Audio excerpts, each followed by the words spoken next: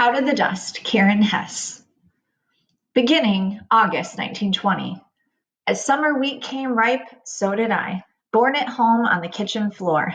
Ma crouched, barefoot, bare-bottomed, over the swept boards, because that's where Daddy said it'd be best. I came too fast for the doctor, bawling as soon as Daddy wiped his hand around inside my mouth. To hear Ma tell it, I hollered myself red the day I was born. Red's the color I've stayed ever since. Daddy named me Billy Joe. He wanted a boy. Instead, he got a long-legged girl with a wide mouth and cheekbones like bicycle handles. He got a red-headed, freckle-faced, narrow-hipped girl with a fondness for apples and a hunger for playing fierce piano.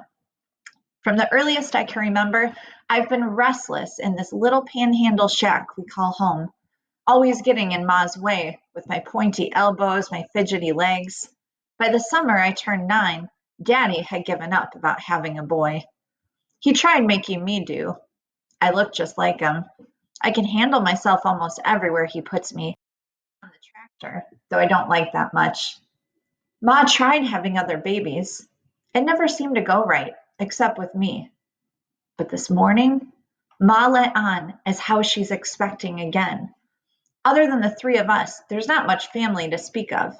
Daddy, the only boy Kelby left since Grandpa died from a cancer that ate up most of his skin. And Aunt Ellis, almost 14 years older than Daddy, and living in Lubbock, a ways south of here, and a whole world apart, to hear Daddy tell it. And Ma, with only great Uncle Floyd, old as ancient Indian bones and mean as a rattler, rotting away in that room down in Dallas. I'll be nearly 14, just like Aunt Ellis was when Daddy was born. By the time the baby comes. Wonder if Daddy'll get his boy this time. January 1934. Rabbit battles. Mr. Noble and Mr. Romney have a bet going as to who can kill the most rabbits. It all started at the rabbit drive last Monday over to Sturgis, when Mr. Noble got himself worked up about the damage done to his crop by jacks. Mr. Romney swore he'd have more rabbit trouble than anyone in Cimarron County. They pledged revenge on the rabbit population, wagering who could kill more. They ought to just shut up. Betting on how many rabbits they can kill? Honestly, grown men clubbing bunnies to death makes me sick to my stomach. I know rabbits eat what they shouldn't, especially this time of year when they could hop halfway to Liberal and still not find food. But Miss Freeland says if we keep plowing under the stuff they ought to be eating, what are they supposed to do? Mr. Noble and Mr. Romney came home from Sturgis Monday with 20 rabbits apiece, a tie. It should have stopped there, but Mr. Romney wasn't satisfied. He said, Noble cheated. He brought in rabbits somebody else killed. And so the contest goes on. Those men, they used to be friends. Now they can't be civil with each other. They scowl as they pass on the street. I'm scowling too, but scowling won't bring the rabbits back. They're all skinned and cooked and eaten by now. At least they didn't end up in Romney and Noble's cookpots. They went to families that needed the meat. January 1934. Losing Livy. Livy Killian moved away. I didn't want her to go. We'd been friends since first grade. The farewell party was Thursday night at the Old Rock schoolhouse. Livy had something to tease each of us about, like Ray sleeping through reading class, and Hillary, who on her speed reading test put an even ton of children instead of an even 10. Livy said goodbye to each of us separately. She gave me a picture she'd made of me sitting in front of a piano, wearing my straw hat, an apple halfway to my mouth. I handed Livy a memory book we'd all filled with our different slants. I couldn't get the muscles in my throat relaxed enough to tell her how much I'd miss her. Livy helped clean up her own party, wiping spilled lemonade, gathering sandwich crusts, sweeping cookie crumbs from the floor, while the rest of us went home to study for semester reviews. Now Livy's gone west, out of the dust, on her way to California, where the wind takes a rest sometimes. And I'm wondering what kind of friend I am, wanting my feet on that road to another place instead of Livy's. January 1934. Me and Mad Dog. Arlie Wanderdale, who teaches music once a week at our school, though Ma says he's no teacher at all, just a local song plugger. Arlie Wanderdale asked if I'd like to play a piano solo at the Palace Theater on Wednesday night. I grinned, pleased to be asked, and said, that'd be all right. I didn't know if Ma would let me. She's an old mule on the subject of my schooling. She says, you stay home on weeknights, Billy Joe. And mostly that's what I do. But Arlie Wanderdale said, the management asked me to bring them talent, Billy Joe, and I thought of you. Oops. You and Mad Dog. Even before Mad Dog Craddock, I wondered? Oh, I think this is a mistake. The management asked me to bring them talent, Billy Joe, and I thought of you. Even before Mad Dog Craddock, I wondered? You and Mad Dog. Darn that blue-eyed boy with his fine face and his smooth voice, twice as good as a plowboy, has any right to be. I suspected Mad Dog had come first to Arlie Wanderdale's mind, but I didn't get too riled. Not so riled I couldn't say yes. January 1934. Permission to play. Sometimes, when Ma is busy in the kitchen or scrubbing or doing wash, I can ask her something in such a way I annoy her just enough to get an answer, but not so much I get a no. That's the way I've found of gaining what I want, by catching Ma off guard, especially when I'm after permission to play piano. Right out asking her is no good. She always gets testy about me playing, even though she's the one who truly taught me. Anyway, this time I caught her in the slow stirring of biscuits, her mind on other things. Maybe the baby growing inside her, I don't know.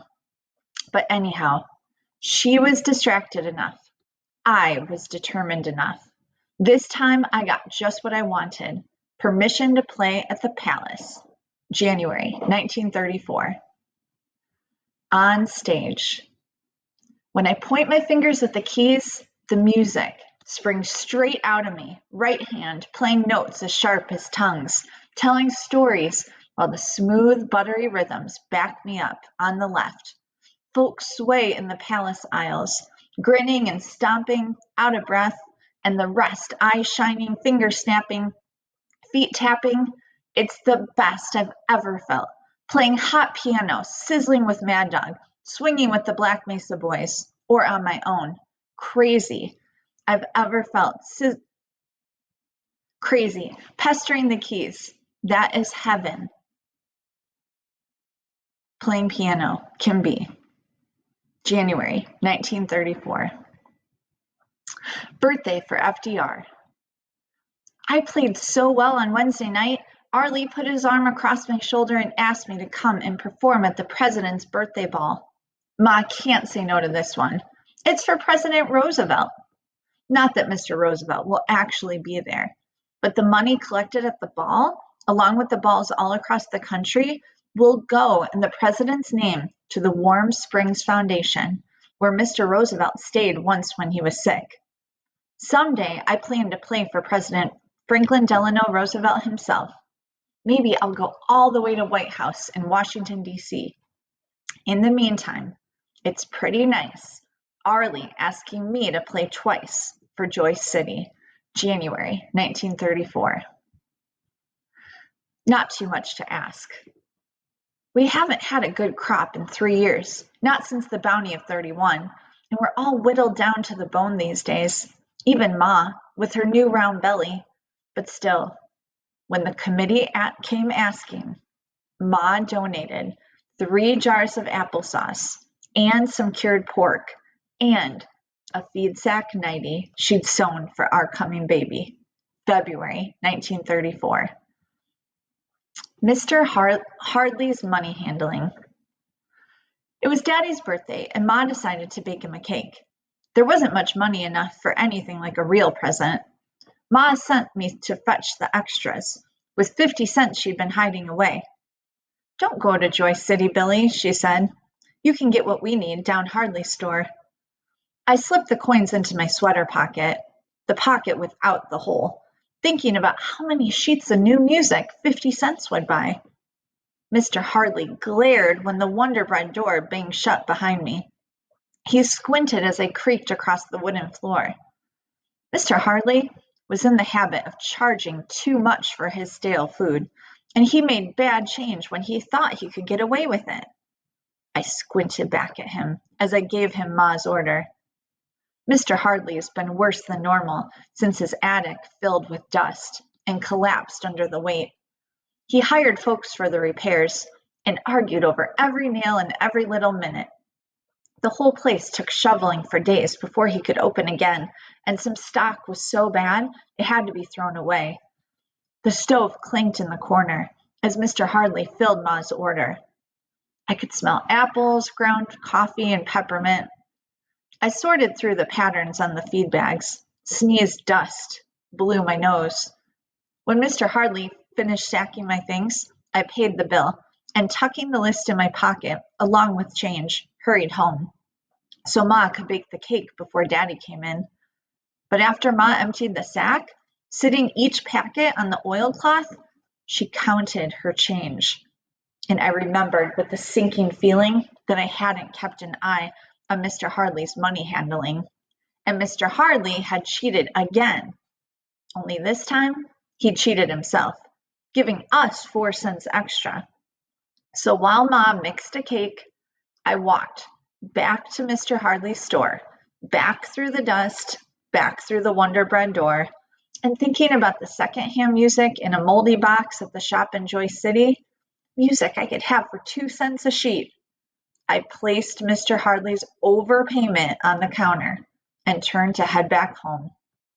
Mr. Hardley cleared his throat, and I wondered for a moment if he'd call me back to offer a piece of peppermint or pick me out an apple from the crate. But he didn't, and that's okay. Ma would have thrown a fit if I'd taken a gift from him. February 1934. 50 miles south of home. In Amarillo, wind blew plate glass windows in, tore electric signs down, ripped wheat straight out of the ground. February 1934. Rules of dining. Ma has rules for setting the table. I place plates upside down, glasses bottom side up, napkins folded over forks, knives, and spoons.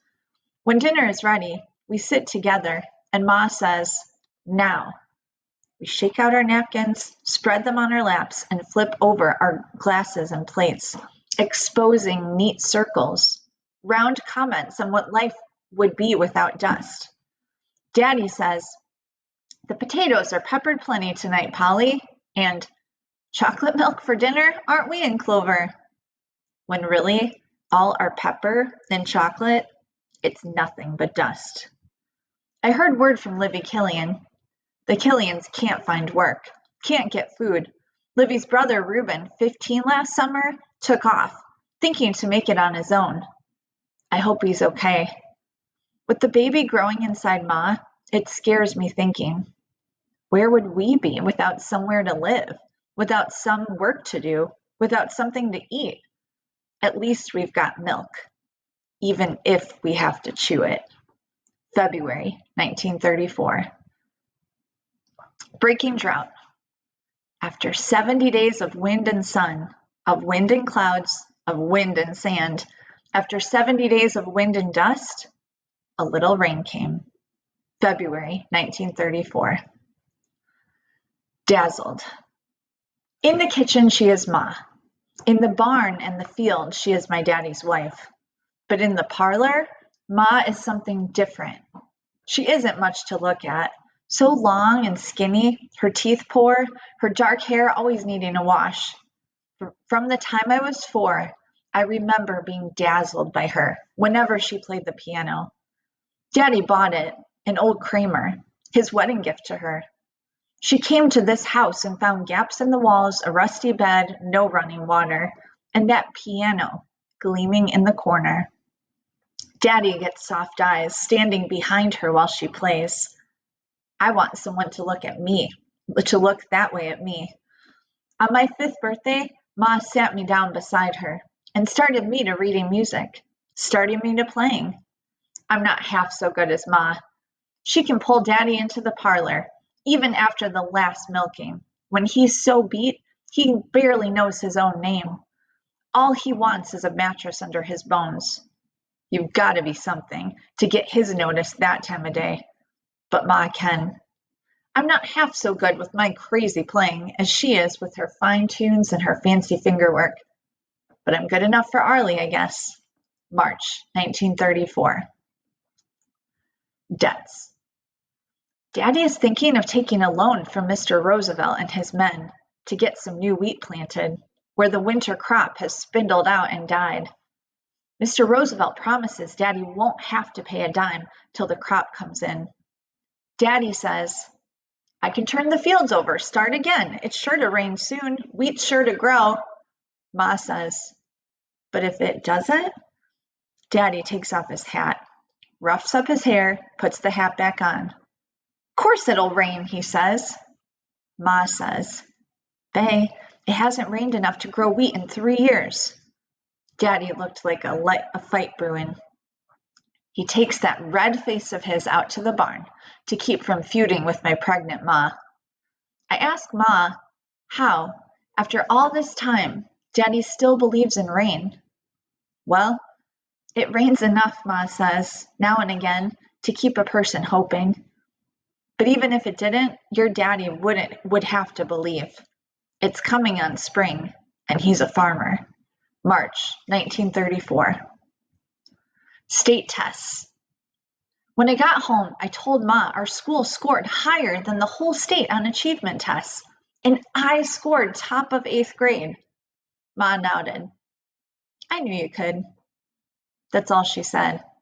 She was proud, I could tell, but she didn't coo like Mad Dog's Ma, or go on like Mrs. Kellyanne used to do. Daddy says, that's not your Ma's way. But I wish it was. I wish she'd give me a little more to hold on to then. I knew you could. Instead, she makes me feel like she's just taking me in the line, like I was so much flannel dry on the line. March 1934. Fields of flashing light. I heard the wind rise and stumbled from my bed, down the stairs, out the front door, into the yard. The night sky kept flashing. Lightning danced down on its spindly legs. I sensed it before I knew it was coming. I heard it, smelled it, tasted it. Dust. While Ma and Daddy slept, the dust came, tearing up the fields where the winter wheat set for harvest in June stood helpless. I watched the plants surviving after so much drought and so much wind. I watched them fry, or flatten or blow away like bits of cast-off rags.